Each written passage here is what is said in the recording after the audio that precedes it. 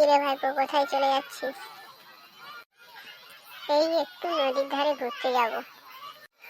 সত্যি ভাইপো, তুই যাবি? হ্যাঁ, আমি যাব। তাহলে চল, আমিও যাব। তাহলে ঠিক আছে, চলো, আমিও যাচ্ছি। এই তো ভাইপো, চলে এসেছি।